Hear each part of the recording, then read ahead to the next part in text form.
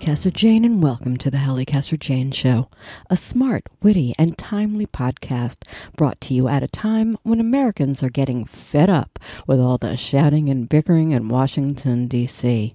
So I, Halli Casser-Jayne, and veteran White House correspondent Matthew Cooper are here to offer you an insightful, engaging journey into the world of politics, always with a smile and dialogue that snap, crackles, and pops. And with our very special guests, we strive to offer a different take on all things politics in our weekly conversations. So pour yourselves a martini, grab a spot on your favorite sofa, and have a listen as we tackle it all and like to stir and sometimes shake things up.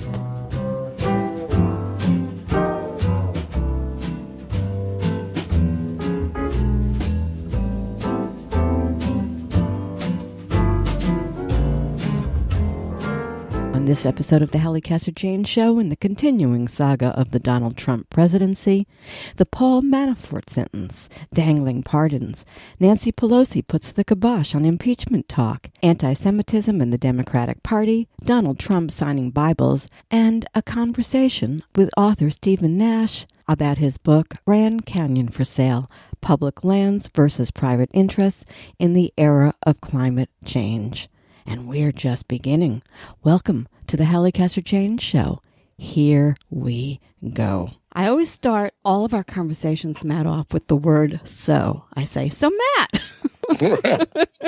So Matt, darling, how are you doing this week? Well, we're just picking it up from where we left off. That is so true, but it's not the week that I thought it was going to be, but do I say that every week? Maybe I do. Yeah, I think they all begin like, oh my God, this week is the craziest week ever. It wasn't a crazy week, but it was an unusual week, and it was an annoying week as far as I'm concerned. I'll be curious to see what you say. I want to start off with Miss Nancy Pelosi, Speaker Pelosi. I don't know why she did it, but she gives this little speech, no impeachment. He's not worth it. I got irritated about that. I understand why she did that. I'd be curious to think why you think she felt the need at this particular moment, with everything else that's going on in the Democratic Party, for her to be so declarative about that. What are your thoughts? Well, I can't be totally sure what her motives are. I haven't done any reporting on it myself, but I would take it with a grain of salt and look at her full statement, which said, like, unless we see something really crazy, we shouldn't impeach. I think she, in a way, is sort of, if I had to guess, she's kind of feigning, like, we shouldn't do impeachment, so that when the Mueller report comes out, she can say, oh my God, it's so bad. Even I, who cautioned against impeachment, think there's a lot here. I think it also serves the function of, like, tamping down a little overzealousness in the Democratic caucus, and the caucus about going ahead no matter what. Look, she was around for the Clinton impeachment, unlike many in the caucus, and she knows how Republicans overshot their hand because of it, and it helped lead to turn over the speakership. So I think she's she's smart enough and anti-Trump enough that I wouldn't see this as really a red light, but more a yellow light. I will say this. She certainly got the caucus going crazy. I mean, my goodness. I mean, people were just, all over the place. I think it gave her a feeling about what exactly, is the feeling of the party from the left and from the right and obviously from the center. So I think in a way it was a good, moment for her to see what she's really. No, she never got the pulse. Look, she's, if you grew up the son of a daughter of Baltimore Mayor Tommy D'Alessandro, one of your heroes in the 70s was Peter Rodino, who led the House Judiciary Committee, the Nixon impeachment. And Rodino sort of played it perfectly by seeming very reluctant to do impeachment, more in sadness than in anger, knows Elvisness, and I think that's her model here. Could and, be. And I think she's. I don't really think this is a red light. I think it's at most a yellow light. One of the things that I took out of it, though, was she said, and she was, saying, I'm nixing a political solution. I mean, ostensibly, that's what she was basically saying. But I thought that opened up a little scary avenue, Matt, because responsibility here. And in this particular situation where you have a person who is immoral and so unethical, and really isn't that what all of this is about? I mean, we don't know about collusion. We don't know about a lot of the, other stuff. But we do know who he is and that there's not a moral bone in the guy's body. That in a way she might have been setting things up in a way I shouldn't. And that was what I said. I just thought to myself, yeah, I understand you don't want to go down that political solution route, whatever it is, but be careful here, because where Muslims have the upper hand here is on the moral and ethical side of the argument. And so that was my thought. Well, yeah. But also, she's not putting any kibosh on the investigations. She's not telling Nadler to rein it in, or Schiff or anybody else. No, but you understand my point. It is. Oh, no, I understand your point. She framed it in a particular way. Right. Look, I think at the end of the day, their preference is to, defeat Trump and not to impeach him. But look, I just didn't read it the way a lot of people read it as. Well, you're always mellow when, you don't get all outraged like I get out. No, I just know enough when people. Yeah. I just heard explicitly did not rule it out. So I think we still got to see what we got to see. Well, I think she's not. Have to do that. Look, if there's a really bad Mueller report, she's not going to get in the way of it. The only other thing is Charlie Cook, and I thought that was smart, and I did cross my. What does she know? Does she know something the rest of us don't know? I mean, there was that. And on the other side, there was she was having fun bludgeoning the GOP with Trump. I mean, right. It's so layered. There's no question about it. But Peter Dow did ask a very good question, and if we play nice, the GOP base will be less riled up. It's a failed damn strategy. And that gets back to what I was saying about the morally correct thing to do, yada, yada, yada. This is always something that plagues Dems. They never quite know how to play all of this. Would you agree? Yeah, I think in general they don't have quite the killer instinct of Republicans. And, they bring they bring Jell-O to a knife fight. A lot. But that Jell-O. But that's not Pelosi. I think Pelosi's pretty tough, and I don't think she's given anything here. So here's what I will say about her: there is no way she said that statement or made that just on the fly. She knew exactly what she was going to say, and so she's got some thoughts going on, and sooner or later they're going to kind of dribble out. It is interesting that came out after a just hellacious. Oh my God, what a horrible week in terms of the party imploding again on that, trying to whitewash everything. That's all that I can say. We get back to this thing with, where are we with, what's her name? A long week. It's been, you think? Oy vey, darling. It's been an incredibly long week. But I mean, they come up, we talked about it a little bit last week, and rather than, dress down or take her off committees, Miss Omar, they made an all-embracing, we don't like any kind of, anti-Semitism, anti-Muslim, gay community, yada, yada, yada, yada, yada. And I do know that some Jewish members of the caucus up in arms about the way that this was dealt, how it was dealt. And some Jewish members of the party were equally upset about it. I'll wax, but I'll let you go first. We talked about it. I don't want to rehash what we talked about last week, but I do think it's opened up a problem, because I do think they gave Trump an edge here. And Trump took it and ran with it. Democrats hate the Jews. Sarah Sanders won't say anything else other than what Trump said. I mean, I've seen members of the Jewish Republican friends of mine write 15-page tomes on why you stupid Jews in the Democratic Party need not to be there, need to come home to the Republican Party. I mean, oh my God. 8 in 10 Jews vote blue, just for the record. Let's put that in there. But I said something my dad used to say to me, and then I'll throw it over to you. He used to say there are smart Jews and there are dumb Jews. Hear this. And the smart Jews all thought, Hitler, don't worry about him. Everything's going to be fine. The smart Jews marched into Germany and freed them from the concentration camps, the death camps.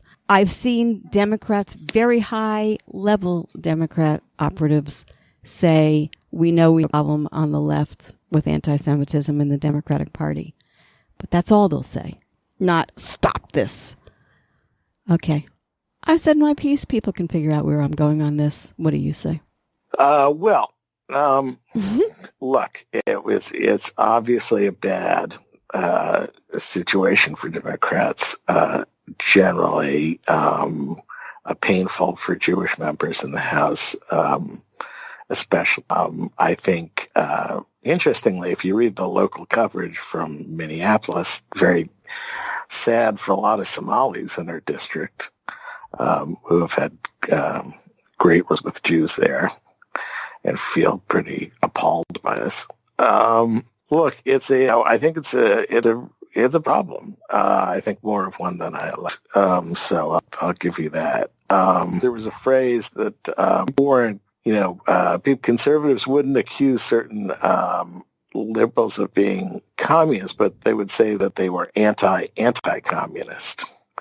In other words, they were not like really, doing anything to help the anti-communist cause, unless anti-communist. Mm-hmm. And I think there's a little bit of that going on here, that it's not that there's widespread anti-Semitism in the caucus, but there also wasn't, there clearly were a lot of members who weren't going to name her, who didn't want a resolution that would name her by name, and ultimately prevailed. And so they ended up with some language. I don't think it was quite as milquetoasty as you suggested, but I'm sorry, I didn't hear you. It wasn't quite. I said the language of the resolution wasn't quite as milquetoast as it. I mean, it basically quoted what she said and then said it was anti-Semitic, but it didn't name her by name. They didn't strip her off committees, and it was a solution that left no one very happy. But that's politics, and that's where it ended up. And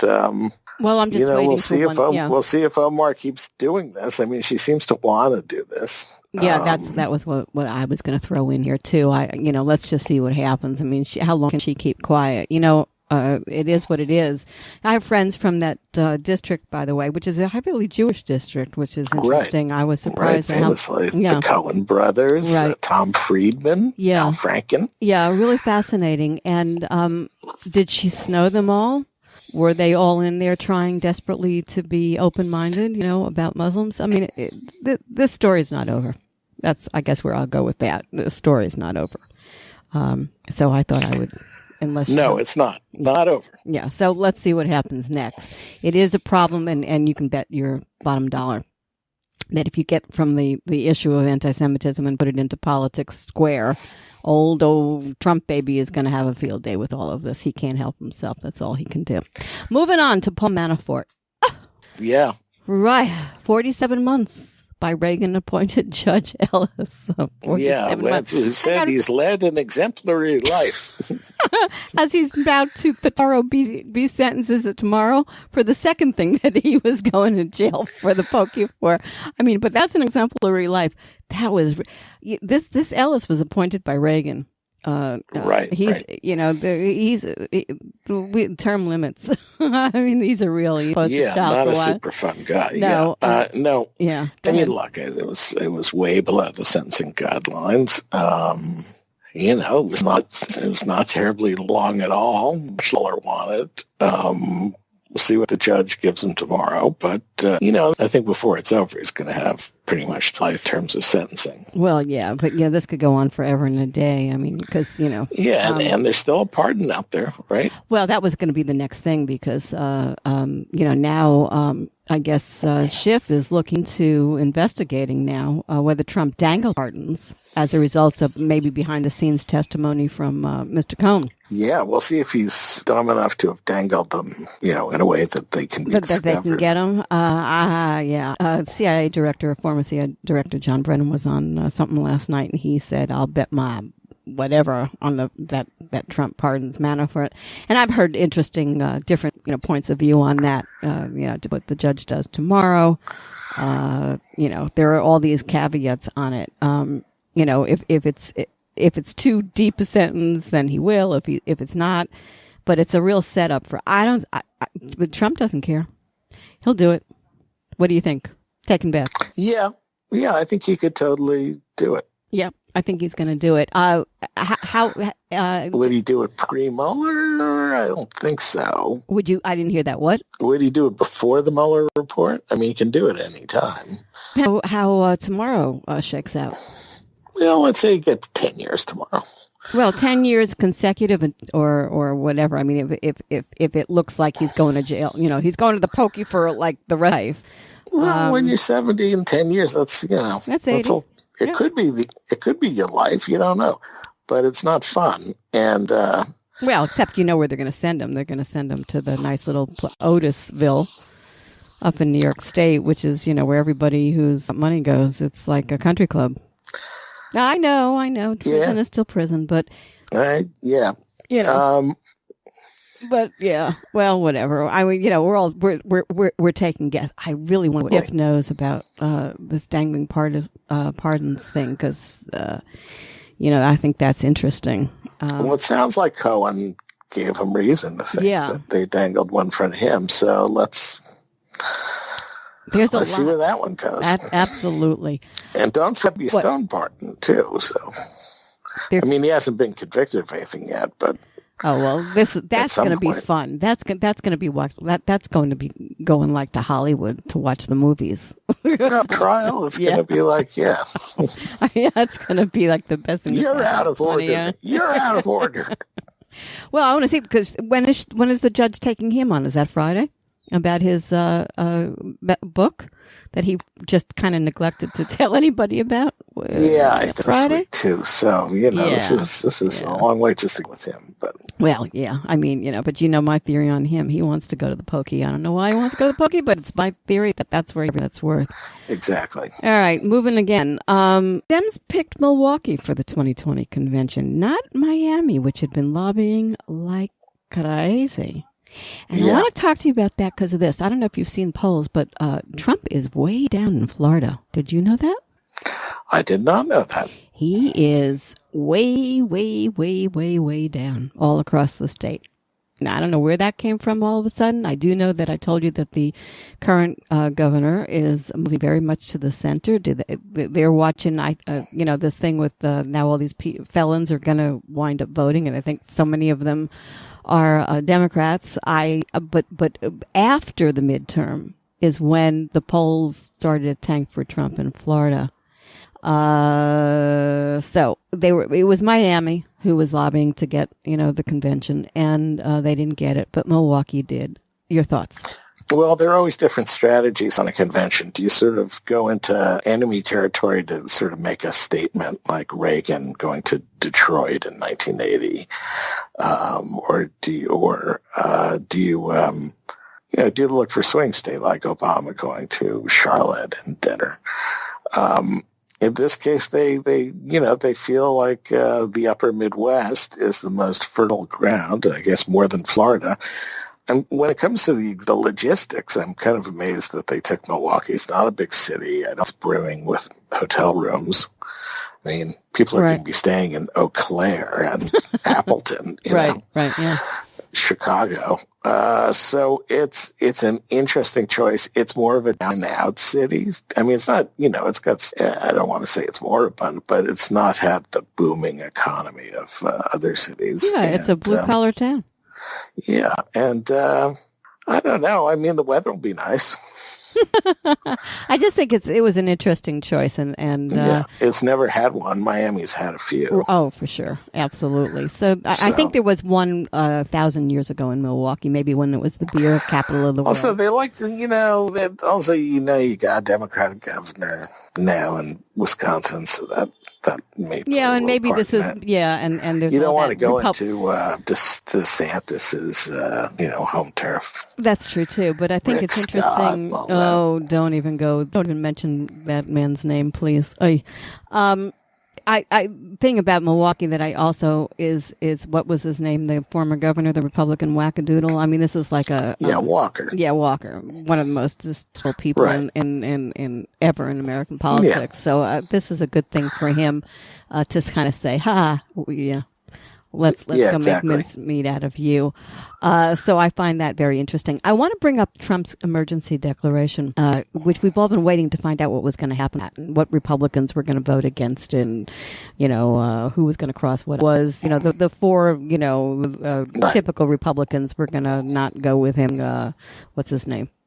Rand Paul. Well, so it's been kind of on the quiet, but now it looks it's up for a vote, according to McConnell. And just as we were going to record, Vice President Mike Pence wrote an offer to Republican senators that could lead to the defeat of this resolution overturning President Trump's emergency declaration. He's like, if you do this and you vote, right, Republicans, the president will sign something that says no more emergency declarations. Holy moly. Well, how's that for a well, you can never overestimate their capacity to cave to the White House. I mean, Rand Paul has threatened to vote against important legislation zillions of times. Well, I'm with you on that, yeah. And he always changes his mind. I'm with you Trump. on that, yeah. So I wouldn't be shocked if that's happening again here. I mean, in a way, it's all kind of for show, because if it did pass the Senate, Trump would veto it, then it would be dead, and he could just legally go ahead and do his thing. Yeah, it would then be a political defeat, but he could just do it. But it's also, it could be, it's going to the courts. I mean, it's a bunch of hooey. Well, right, the courts can have at it, and he could prevail in the courts. It's not the deal he'd lose. So, they gave him a lot of. He's won a lot in the courts. Maybe I don't know, but I do think that it's smacks of desperation on Pence's, on their part. They don't want to lose this one. This is too painful.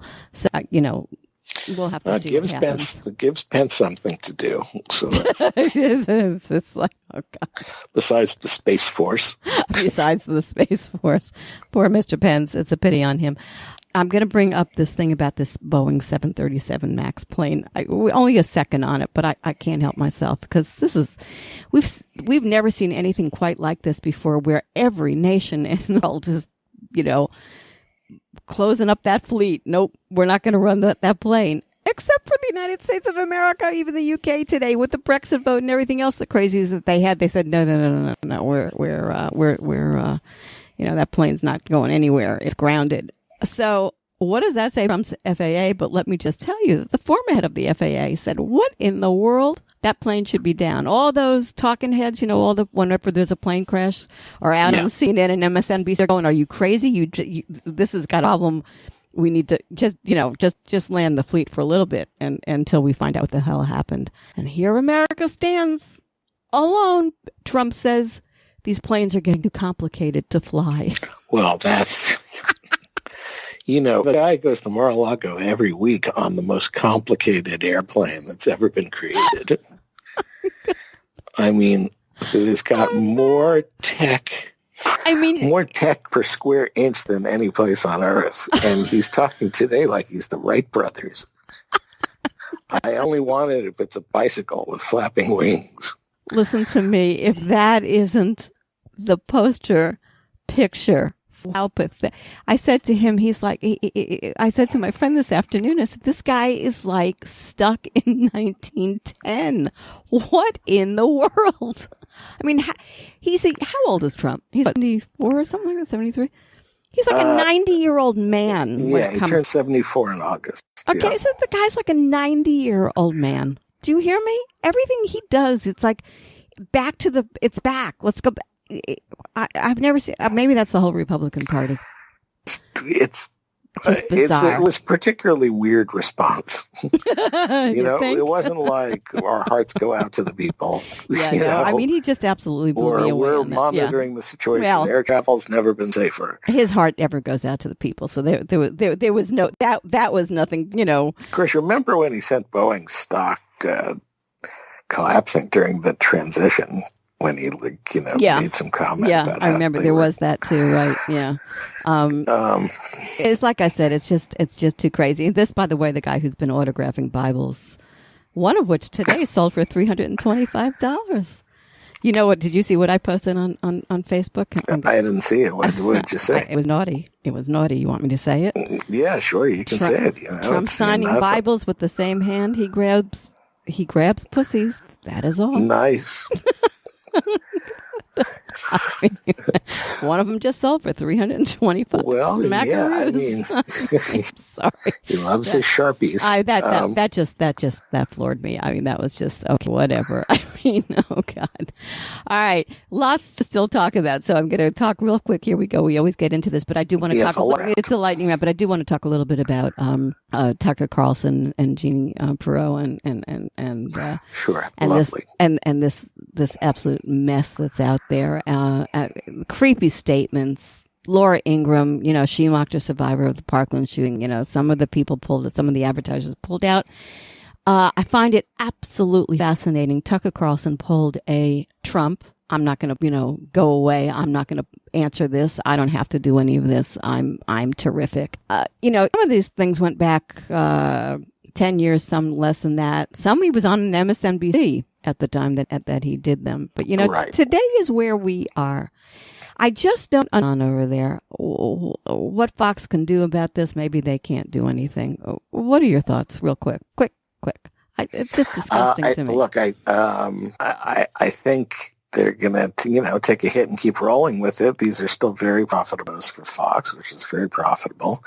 And, I don't see it changing. They may lose some advertisers, but overall, they're in pretty good shape. And I think it's pretty awful, but as a pure strategy, he's probably right to just go into defiance mode instead of apologizing. It would be fun to watch the Democrats just beat the crap out of him, though, and get him thrown off because they can't get away with it. No, Dems don't have that, or anybody has that kind of staying power anymore. Right. Okay, that's all we're going to say there because a couple of other things we do need to talk about. One is this, that is the presidential candidates. Beta's going on. Biden's still biding his time. Right. Jay Inslee has an ad on TV down here that's been running pretty regularly. I'm a little surprised on climate change. He's from Washington State. Yeah. Stacey Abrams is not pulling herself out of 2020 yet. Big star seems to be this Pete Buttigieg. Is that how he says his name? Buttigieg? Yeah. Fascinating. I mean, he raised $600,000 in 24 hours after he did the CNN town hall. I'm full of the mind that I'm worried because I don't know any of these people have what it takes to defeat Trump if that's who they're up against. But I did want to put that in there. I didn't know whether you had anything to say about that. But this Pete Buttigieg. Yeah, I mean, I think he did turn in a good, a session with CNN the other night on their town hall. But the thing that buoys him makes it with at least plausible that a mayor of Bend, Indiana could be the presidential nominee is just that the whole idea of what's qualified for president is completely changed after Trump and even Obama. When Obama ran, they were like, wait, he's only been a senator 4 years. Yeah. Now we're down to he has a pulse. Well, that's it. I mean, nobody wants to sit and look at boring anymore because, everybody's so jaded. But I think that's a bad thing. And I think that's something that. But the whole idea that you needed to be in the Senate and have had different assignments. And, you and I both didn't want senators. I mean, if we could have had anything, it would have been people from the military or something. I mean, we talked about that early on. Let's bring back some gravitas to this. Yeah, I mean, I don't. Yeah, I mean, I think we're now at the point where anything can goes, happen. and anything, yeah. But let's keep our eyes on some of these characters, and to see, and when Biden gets in, it may just shake everything up into a completely different picture. Sure, attacks from the left are all incredible. Oh well, yeah. I mean, on him. And there it is. There. But the Democrats are turning into the Republicans. They have the Tea Party. What are we going to call the left and the Democratic Party at this? Because they're just the Chai Party. Yeah, because they're the Chai. I don't know, something sort of hip. Because they're getting to be just as wackadoodle. I want to talk to you about Ann Coulter is very upset because ever since she turned on Trump baby, she's complaining she's having trouble speaking gigs. Nobody wants to hear from her anymore. They eat their own just like the Democrats do if they dare to go off the reservation. So I just want to make that point 100% clear. I also want to bring up Dick Cheney. Darth Vader was back. He's challenging Pence on the Trump foreign policy. Right. Well, he's still a believer. He's still Mr. Hawk. He's still Mr. Hawk. Oh God. And his daughter, interesting. She's taken on the chin too for voting. Not voting for the thing the other day on the Jewish question thing. So I think that's interesting to see what happens with her. I want to talk about very quickly Trump's budget. Pay attention to this, folks. His budget cuts Medicare, Medicaid.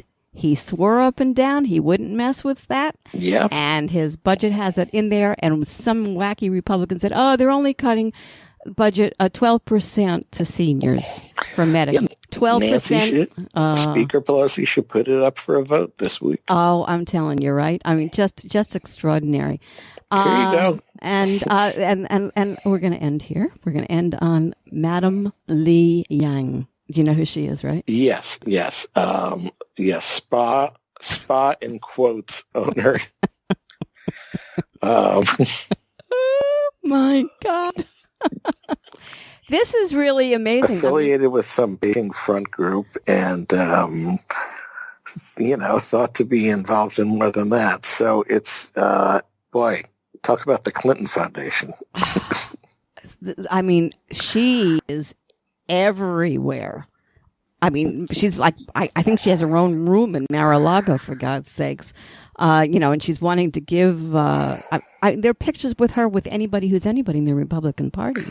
Yeah. This is the woman, by the way, who owned that spa where. That's what I heard, right, exactly. Yeah. I mean, leaving spa out of it, her Why? hanging around Mar-a-Lago just feels like an intel failure. Your friend, what's her name? The Russian spy that you love so much? Yeah. My girlfriend Maria Butina. Yeah. Hey, babe, this is the Chinese version. Well, she's not the honeypot, right? But yeah. I mean, she's working all. I mean, with all that, do something about that Mar-a-Lago. This place, weird things are going on in Mar-a-Lago. All right, let me just check my notes out and make sure that I got everything. I mean, I talk about Matt Gaetz, but we'll save that from another time.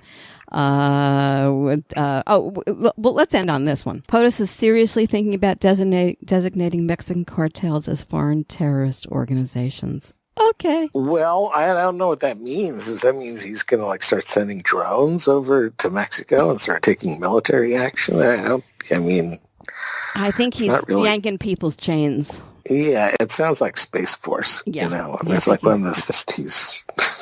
Okay. So that's it. We pretty much got through it all. I think maybe one or two things. Okay, we covered it. I don't know. Is there anything that I missed that you want to say as we say adios? I hope Great Britain figures out their Brexit problems. I don't think that's going to happen very soon. That is a mess. They're voting Big again mess. Tomorrow and again on Thursday, and they're going to go to the UK and they're going to go to Europe, and they're going to ask them if they could give them an extension enough to vote. And this is just a crazy story over there. But we'll when that thing kind of finds its level, we'll get into it, because right now I don't think they know what more than the United States of America right now knows what the hell it's doing. And on that lovely note, I didn't get Till next week? I didn't get my. I didn't. Could be. Thank you. Could be. All right, darling. Good to talk to you. Talk to you later. All right. Bye. Bye. You are listening to the Halli Casser-Jayne Show. The Halli Casser-Jayne Show posts new podcasts Wednesdays, 3 p.m. Eastern at hallicasserjayne.com and is available wherever you listen to your podcasts. Be sure to find us on Google Podcasts, Spotify, Apple Podcasts, Pocket Casts, iHeart Podcasts, on all your favorite apps. You can find the Halli Casser-Jayne Show on your Alexa device, too. Just say, the Halli Casser-Jayne Show. Oh, and come play with me on Twitter at the Halli CJ Show.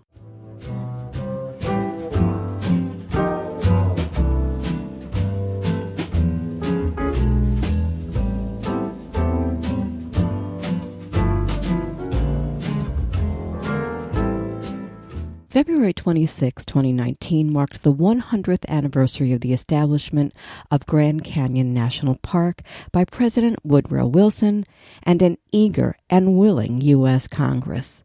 Never has the future of the Grand Canyon National Park been in such peril. In his book, Grand Canyon for Sale, Public Lands versus Private Interests in the Era of Climate Change, author Stephen Nash, a visiting senior research scholar at the University of Richmond, explores decades of twisted incentives, rotten politics, and feckless regulators endangering some 28% of the national soil. Topped off with climate change and President Trump, quote, "We're on the precipice, both politically and biologically," end quote, Nash asserts, and that's just part of the problem. Let's talk with the author of Grand Canyon for Sale, Stephen Nash. So, Steve, full disclosure here. I collaborated, I don't know if you know this, with the National Park Service on my book, Still Life Images of Antietam. I lived, I breathed. I saw the book title. I did not know that. Yes, no. and I learned, bravo. right? And I learned the ins and outs of the world of public park and lands and the politics as well. It's not a pretty picture. And we're talking here far more than the fate of the Grand Canyon. So give us a little historical background, if you would. I mean, let's start with how the Grand Canyon and our national park system came about. What was the goal? Talk to me.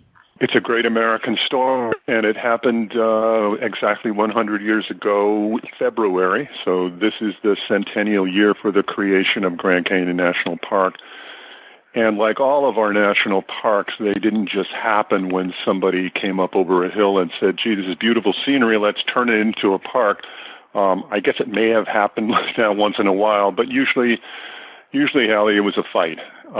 And in the case of Grand Canyon, it took decades for people like Teddy Roosevelt to push and remind us what a treasure this was and that we had to do something to protect it. It was a fight that ultimately meant that we promised for all time to preserve that national park and all the rest of them in the system unimpaired for future generations. But when we're addressing this issue about what we're about to discuss now, I do want to emphasize it's not just national parks. We're talking about public lands, right? Wildlife refuges. Grand Canyon, right? Yeah. Grand Canyon is the thread that I picked up, and where it led was, well, gee, these challenges are part of the whole national park system, and then the thread continued on to the public lands, the national forests and national monuments and wildlife refuges that are already vital to the survival of the biology of our national parks. So important, that term, biology of our national park survival. I want to make the point, and I think that you'll concur, that it's not just for their beauty and not just for the historical significance that we should even care about our parks. Let's talk about why we should care about them in a broad sense. I want to give you, I had a friend visiting from Europe recently, and I took her to some parks here in Florida where I am. She was not only bowled over, it struck her that you don't have to pay to get into a lot of these places. Yes. And that these huge, vast amounts of land are maintained. You know, Europe, which is European countries so much smaller, whatever they may have, they're tiny and they're not maintained the way that we maintain here. I think of all the things that she saw, that was the thing that had her the most amazed about America. So let's talk about the treasures that we have here. You know, the public lands taken as a whole, when you ask science people about the park system and about public lands, you keep running across astonishing things, but Our public lands taken together constitute 1 million square miles of our national landscape. That's a third of the national landscape. And it's a legacy, a portfolio of wonderful places that were really fought for by our great-grandparents. And so that fight goes on and on. If you think about the Grand Canyon, if you're like me, at least before I started on this story, it's a beautiful calendar shot. It's sometimes referred to as a cathedral of rock, and it is absolutely stunning for its geology. But Grand Canyon also has 2,000 different kinds of plants, 91 different mammals, including bears and bighorn sheep and bobcats and ringtail cats and cougars, just this glorious natural menagerie, 52 kinds of reptiles and amphibians, and it goes on. And then there's the natural systems that they are all part of. Well, when we made that promise 100 and more years ago to maintain the parks and their wildlife unimpaired, we were talking about that biology. The rocks aren't going anywhere. They're not in peril. There are lots of ways to disrupt the visitor experience, and we're doing some of those. But the rocks themselves are substantial. The biology is very resilient also, but we're pushing so hard on those natural systems that they are very much at risk, and we're missing 20% of the mammals that should be at Grand Canyon already. 20%. Just think about that. In 100 years, 20%. It's astonishing, and it's terrifying, and it's moving faster now. If you want to say something about that, fine. Otherwise, I was going to move on. But what? Go right ahead. Yeah. So what I was going to say is this: I'm going to bring politics into it right now. I can't help myself. Yeah. I'm going to read this from the Republican Party 2016 platform. It's in your book. Congress shall immediately pass universal legislation providing for a timely and orderly mechanism requiring the federal government to convey certain federally controlled public lands to states. So here we are, Steve, and I want you to explain just how significant a peril this puts our public lands under politically. I mean, what's going on with these Republicans? It's Republicans, but I got to say, Halli, that it's also Democrats. And I've got to say, too, that this story of the neglect and often the pilfering that goes on in our national parks and also very much the rest of the public lands, that goes through Democrats and Republicans and their administrations back for a long time. It's constant pressure, capitalism is a wonderful engine of our economy, but we've always said there needs to be this balance between the public good and what the public needs in public services and public lands, and that every part of life shouldn't be commodified, and that's why these landscapes are protected to a degree. But there's always pressures on them, and that's where the politics comes in. People with tens of millions of dollars to spend on the political process, people with a whole lot of political clout that they can exercise in a lot of ways, they can do this 24 hours a day. The rest of us pay attention to the glory of our national parks and other public needs as we can, between other crying needs in our own life and other things on our own political agendas. So it's time again to sort of wake up and take notice. Our public lands are really, including the national parks, are really in bad shape, and because of climate change, they're getting pushed harder and harder. So here are the politics. What we need to do is connect and protect public lands, all of them, so that as climate change pushes, the plants and animals in our national parks have a place to go. Luckily, we have that big portfolio of public lands. They can migrate. If we're lucky, they can survive by migrating north as the climate changes to cooler places. So while we need to connect and protect them, what's happening instead is there's a very well-financed and very powerful political movement, largely led by Republicans this time. In fact, almost exclusively, you're right, for this particular focus. And they're pushing in the other direction. They want to break them up instead of consolidating them. They want to send them back to the states as often as possible, and then sometimes they are asking for the right, sometimes demanding the right, to sell those public lands off, if they choose to to private interests. And if they don't choose to sell them outright, they can still leave them open, as the Trump administration has been doing rapidly. They can leave them open for coal mining, for gas and oil drilling, for grazing, for logging, for every kind of industrialization that forecloses the future of the wildlife that need these places.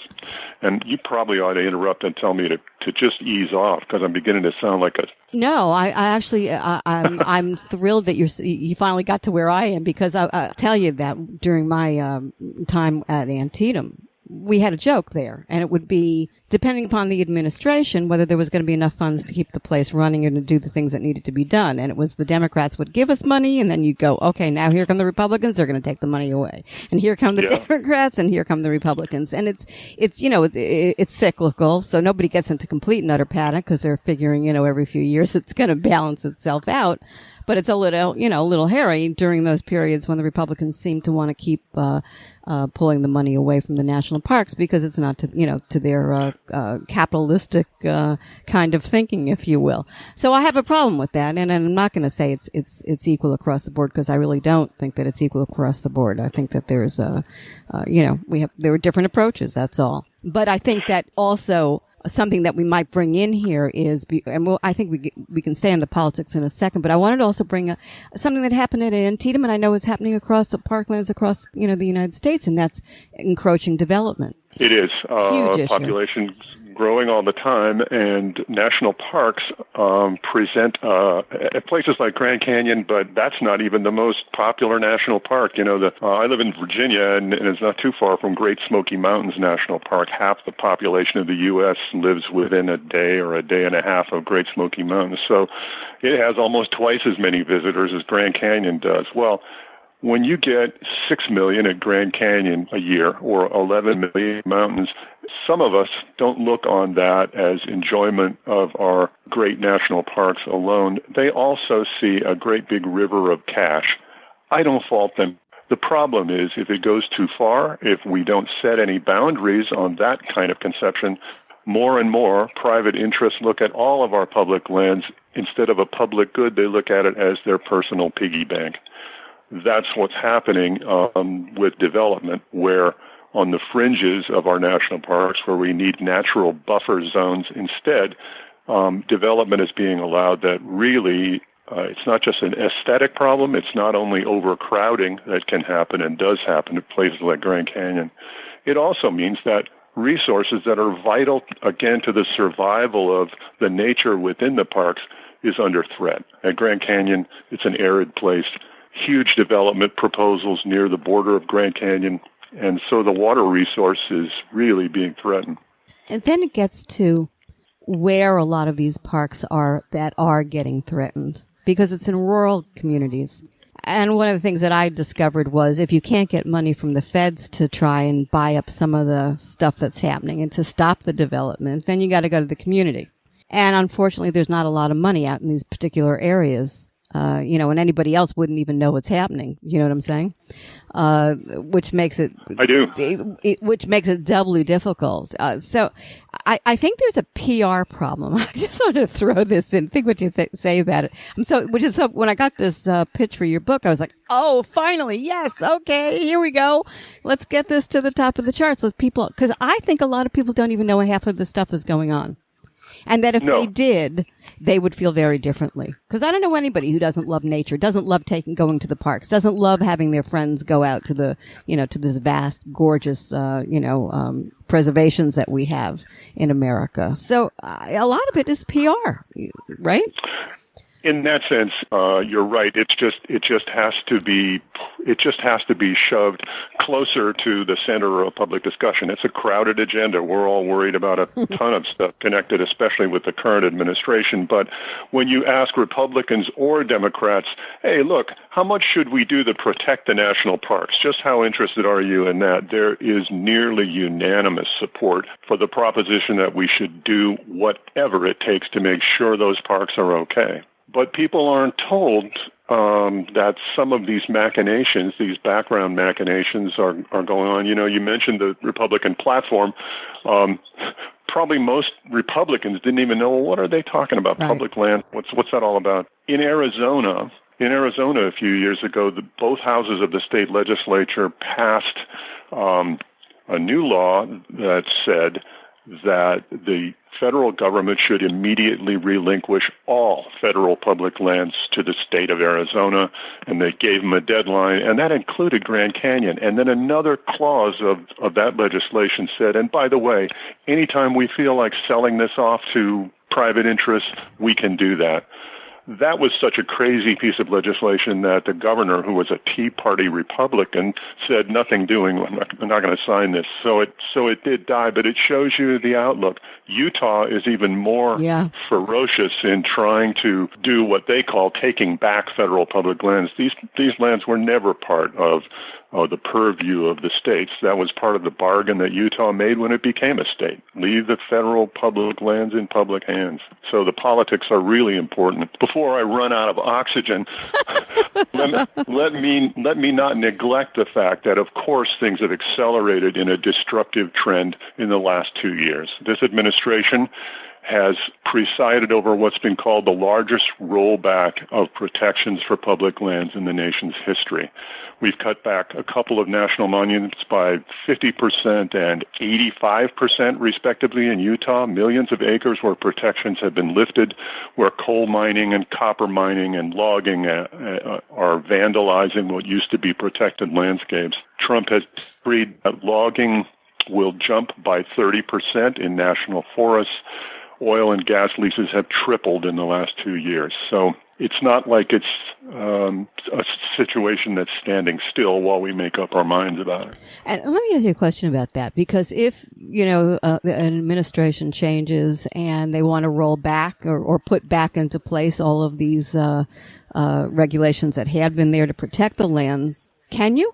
Or is it too late? The same situation that we face with climate change, the sooner we start pushing in the other direction, the better off we are all going to be. And then that's the case with public lands. But the pitch of destruction now is advancing really rapidly, and that in combination with the other sorts of environmental pressures mean that the more we wait, the more damage gets done. Let's take Antietam as an example, because you work there. Fantastic national resource, historical resource. Suppose during one administration a whole bunch of houses get built right smack on the border of Antietam, and some long-term contracts are signed with concessioners to move their marketing stalls into Antietam, and a bunch of other things that are touted as compromises happen. When a new administration comes in, you don't just snap your fingers and reverse all of that. If you're lucky, you can put a stop to things getting worse. If you're really lucky, you can push back and maybe return sanity to a situation like that. But with natural systems, it's even more irreparable. Once you destroy these things, once species are gone from a place or gone from the planet, or natural systems are sort of unstrung and disorchestrated, there isn't any way to put it back together. It's not like neglect of buildings where you can fix it. Sometimes you can remediate, as scientists call it, but often the damage is done and it's done forever. Some of the people who are in this movement, this negative movement, are pretty aggressive, even to the point of being dangerous. Who are these people? Why are they even? What is this? This seems so bizarre to me. I can't wrap myself around it, Steve. It's just so against everything that humanity is to me. Who are these people? I'm gonna assume that you're referring in part to people with guns who threaten federal employees and police officers. Yeah, the Clive and Bundys of the world. When names like that float over the Mississippi to the eastern United States, where we don't have as many public lands, although we've got a lot to guard in the east too. But we see situations like the Clive and Bundy situation, where people are not only abusing public lands, but asserting their right to abuse them, asserting that the federal government has no rights on public lands that we all own, and defending their point of view with guns. And then we watch people on Fox News defend that behavior as patriotic. It's hard to get my arms around that kind of behavior, too. It's chilling. I think it is chilling. more off the public stage and less often in the headlines, and and they don't come with long rifles and AK-47s, but they do even more damage, are the multi-billionaires who often run things behind the scenes. Everybody's favorite example of this kind of behavior is the Koch brothers, who have a benign look about them. They're sort of handsome devils. Both of them are on the Forbes list of the 10 richest people on the planet. The last time I looked, they were worth about $40 billion each. I'm not pausing to begrudge them their treasure house, but while they're lecturing the rest of us that we have our hands out and we need too much government support and, what's happening to American patriotism and willpower, and the government does too much for people, and while they're telling us all of that, they're grazing cattle on our public lands, and they're doing it for less than what you would pay to feed your goldfish every month. They're making use of oil and gas leases and getting fabulous amounts of wealth from that. You know, you can have rights to an acre of public land for oil and gas exploration for a year for less than the cost of a cup of coffee. Yeah. And the royalties, if you do find fossil fuels, the royalties are ridiculously low that we get paid also. That's just one example. There's other billionaires that are running cattle on public lands, very destructively, I might add. So when you put them together with the people with the guns, and when the billionaires are sort of teaching the people with the guns that it's pretty cool and patriotic to threaten the whole idea of government, oligarchy is a better thing. When you get that kind of conversation going and you've got a national so-called news network to promulgate all that and be a cheering section for it, things can get worse in a hurry for the whole country, not just public lands, and that's what's been happening. Yeah, and I want to bring this point up, too, which is that we on the East Coast have a very different picture of all of this, of course, than those on the West Coast. As you said, most of the lands are out west. We aren't aware of the problems with the grazing and the drilling and the logging and the mining and the oil men getting in and the tree cutters getting into all of this, because that's not what's necessarily happening on the East Coast. And most people don't even get to go. I don't know how many Americans actually do get to go out to see what's actually out there and what you can see other than the Grand Canyon, which is always, one of the big ones, and I guess the one in California. But the fact of the matter is, if they did, they would have a fit, because it would become very personal. And right now it's very impersonal. And I think that's one of the problems that we have, is how impersonal it is, because it takes place, America's so huge, Steve. It's another world. You're exactly right. There is nothing impersonal, though. You're right to imply this, too. Nothing impersonal about going to Yellowstone National Park. It is a very personal connection, or to any other parks, including the glorious parks here in the East. Right. The National Park in Maine and a new national monument, Katahdin Woods and Waters, which Trump has now reopened to logging. But we have a personal connection with those, and if we become aware that good things can come out of that public consciousness, since many of us in the East do go west to visit those national parks, 300 million visits at the national parks in a single year. The last year they counted up at the park. Yeah. That's a lot of us moving around, and a lot of Westerners come east and see the same thing. So, proximity means that we think of these parks as ours and maybe those parks as belonging a little more to the people who live out there. It's not true. All of these public lands belong to all of us. I love the line. Yeah. Go ahead. What were you going to say? I was going to sort of segue to the issue of climate change, because I mentioned places like Yellowstone and Yosemite. I had a couple of climate physicists at Texas Tech run projections based on what's called a business as usual scenario among climate scientists. Business as usual means basically everybody on the planet keeps doing what they've been doing, which is pouring greenhouse gas emissions into the sky. In a business as usual scenario where we keep on misbehaving, the projections say that Yellowstone, which is tucked way up in the northwest corner of Wyoming, is going to slide in terms of its climate all the way down to northern Utah by the middle decades of this century. By the end of the century, Yellowstone, a cool, green, often snowbound place, moves down to southern Utah. Grand Canyon to the border of Mexico. Yosemite National Park, another place that attracts millions of us every year. It's a world heritage. All these places are. Yosemite moves down to Los Angeles by the end of the century because of climate change in terms of its climate. And when that happens, in effect, the plants and animals that live there are being pushed north. If we keep our public lands intact, they've got someplace to go. If we bust them up and put oil rigs and private developments all over them, then their survival odds are diminished, probably to extinction for some of them. We can combat this stuff. We can get together and we can make a stand and say enough is enough. Again, it's a question of getting everybody's attention. I love the quote at the end of the book by Martha Hahn. She says, what is needed is for the public voice to rise to a level even deaf ears can hear. Me getting back to my soapboxes, we need to get the word out. However, Steve, you know that old joke, if a tree falls in a forest and no one is around to hear it, does it make a sound? We are up against a lot here. Is anyone listening? That's why I want all of you radio hosts to link arms and march down the middle of Broadway. and do something like about the Dickens, right?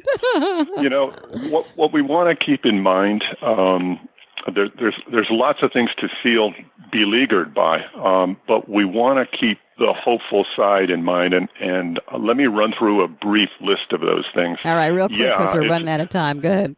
Okay. Well, that's great. I want to agree with you. I hiked out of the bottom of Grand Canyon with Martha Hahn, whom you just quoted, and David Ubaraga, who was the superintendent at the time. And Ubaraga told me people just don't really know how threatened national parks are. They don't realize how powerful their voices are with their congressional delegation, and that there's a need to be raising hell about national parks. So the hopeful side is that we all care about national parks, that we still have this marvelous legacy of public lands, and that in terms of climate change, a recent poll found that 70% of Americans now acknowledge that climate change is a problem, for many of them a serious problem. That has changed just in the last 2 years. 100 years ago, we wouldn't have gotten our national parks if everybody said, well, gee, it's too big a job, we can't do it, it'll take forever, and the politics are against us. That's not what they did. They fought for it, and we are the heirs and heiresses of that wonderful thing. Unfortunately, the fight's still here. Well, all we can do is keep on fighting. I think you're right. There we go. Wonderful book. Thanks so much. I really enjoyed talking with you. We'll have to do it again Same here. sometime. Thanks for the opportunity. All right. I've been speaking with Stephen Nash. His book is Grand Canyon for Sale. For more information on Stephen Nash and the book, visit grandcanyonforsale.com.